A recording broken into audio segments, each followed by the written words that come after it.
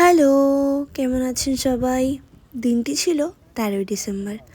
আগের ভিডিওতে আমি আপনাদের বলেছিলাম আমি গিয়েছিলাম দার্জিলিংয়ে তিনচুলেতে। আজ আমি আপনাদের নিয়ে যাব দার্জিলিংয়ে, প্রপার দার্জিলিংয়ে। দার্জিলিংয়ে পৌঁছে দেখি দার্জিলিংয়ে তো এক বিশাল আয়োজন, দার্জিলিং মেলো ফেস্ট চলছে 2025-এর। রুমে পৌঁছে দেখি রুম থেকে এক অপূর্ব সুন্দর কাঞ্চনজঙ্ঘা ভিউ পাওয়া যায়।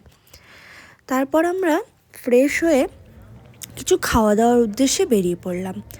ম্যাল রোডের পাশেই ওই যে ফেস্টটি চলছে, তার জন্য ছোট ছোট করে কয়েকটা দোকান বসেছে। দেন আমরা এই আলুর পাকোড়াটা দেন মোমো নিয়ে খেয়ে দিয়ে গেলাম চিড়িয়াখানার উদ্দেশ্যে। শুনলেন কিরম ডাকছিল বাঘটি?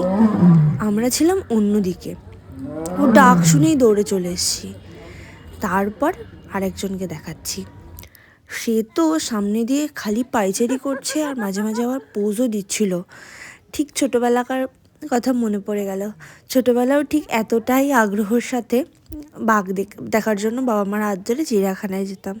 তখন অবশ্য ফোন ছিল না।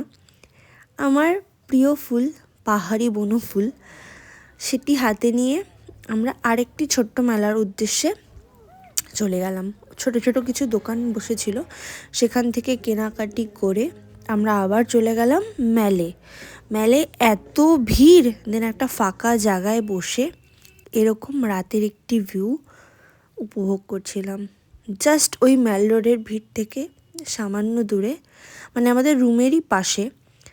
এত ভালো লাগছিল, মানে রাতের পাহাড় কার না ভালো লাগে বলুন, ভীষণ ভালো লাগছিল। দেন আমরা কিছু খাওয়া দাওয়ার উদ্দেশ্যে আবারও বেরিয়ে পড়লাম। মেলে যাব আর কিছু খাওয়া দাওয়া করবো না সেটা তো হয় না।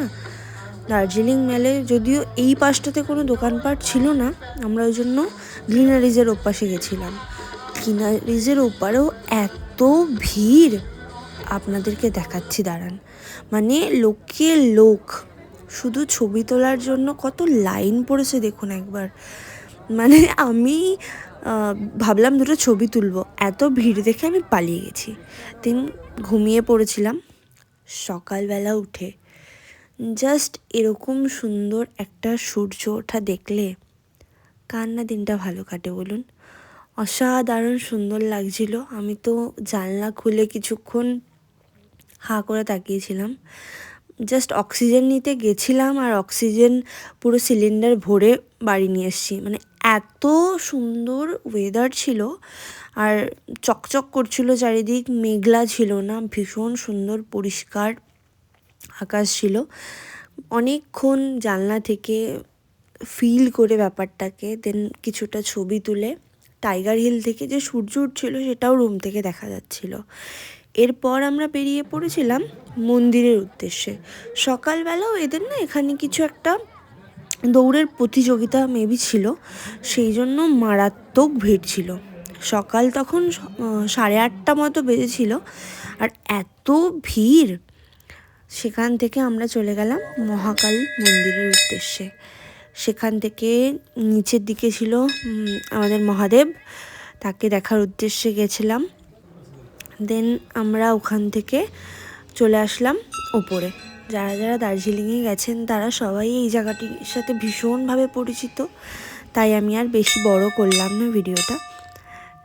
মানে মন্দিরে গিয়ে যা যা থাকে সমস্তটাই করে দেন আমরা প্রথমে গেছিলাম কুঙ্গাতে খেতে। দেন কুঙ্গার কিছু কিছু ব্যাপার ছিল। কুঙ্গায় তো অবভিয়াসলি খুবই ভালো জিনিসপত্র খাওয়া দাওয়া পাওয়া যায়, আমরা জানি। আর লাকিলি ফাঁকাও ছিল, কিন্তু কিছু পার্সোনাল রিজনের জন্য আমরা কুঙ্গার থেকে একটু দূরে এই রেস্টুরেন্টটিতে গেছিলাম। এখানেও মোমো অসাধারণ সুন্দর খেতে, খুব ভালো খেতে ছিল, দামটাও যথেষ্ট রিজনেবল ছিল।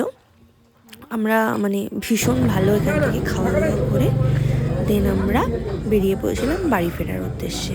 টাটা! সবাই ভীষণ ভালো থাকবেন, সুস্থ থাকবেন, সবাইকে ভালো লাগবে।